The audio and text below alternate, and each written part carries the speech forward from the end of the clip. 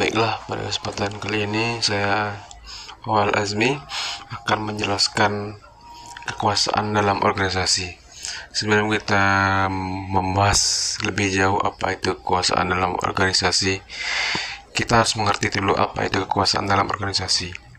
Yang mana kekuasaan ialah kemampuan untuk mengaruhi perilaku orang demi mencapai tujuan tertentu. Dalam konteks tersebut, organisasi kekuasaan adalah alat untuk memotivasi, mengarahkan dan juga mengontrol sumber daya organisasi. Yang mana tujuan dari presentasi kami bagi menjadi 3 poin. Yang pertama, memahami konsep kekuasaan dalam organisasi. Yang kedua, menjelaskan apa jenis-jenis kekuasaan. Dan yang terakhir, mengeksplorasi cara kekuasaan mempengaruhi dinamika organisasi.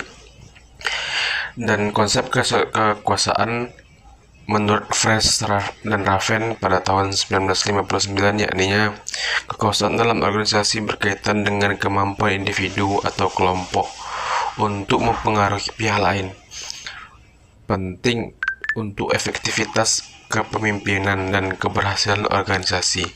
Yang mana elemen kunci kekuasaan dibagi menjadi 2. Pertama, sumber kekuasaan, yakni otoritas formal, keahlian, hubungan interpersonal.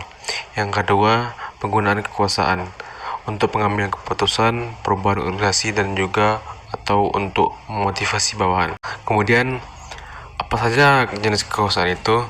Adapun jenis kekuasaan bisa kita bagi menjadi 5. Yang pertama, kekuasaan posisi atau legitimate power berdasarkan jabatan ataupun otoritas formal. Yang kedua, kekuasaan hadiah atau reward power, yang mana kemampuan memberi penghargaan atau insentif. Yang ketiga, kekuasaan paksaan atau coercive power, yakni kemampuan untuk memberikan hukuman ataupun ancaman. Yang keempat, kekuasaan ahli atau expert power berdasarkan pengetahuan atau keahlian khusus. Dan yang terakhir, kekuasaan referensi atau reference power berdasarkan rasa hormat ataupun daya tarik pribadi. Dan tentu juga ada faktor-faktor yang mempengaruhi kekuasaan, antara lain bisa juga dibagi menjadi 3. Yang pertama, konteks organisasi seperti struktur, budaya, dan dinamika kekuasaan internal. Yang kedua, juga dari kredibilitas pemimpin seperti kepercayaan dan juga keahlian pemimpin. Dan yang terakhir, akses ke sumber daya seperti informasi, anggaran, ataupun juga dari personal itu sendiri.